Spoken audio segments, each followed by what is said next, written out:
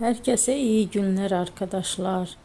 Bugün sizler için sevilen oyuncularımız Can Yaman ve Demet Özdemir'den çok romantik fotolarını sizler için hazırladık. Onlar Erkenci Kuş dizisinde başrolları paylaşmış ve sevgili olmuştular.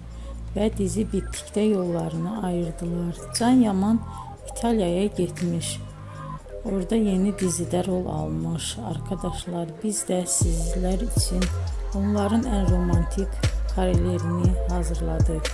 Arkadaşlar kanala abone olup yorum yazsanız, videoları sona kadar izleseniz çok sevinirim. Hoşça kalın. Bizden bu kadar arkadaşlar.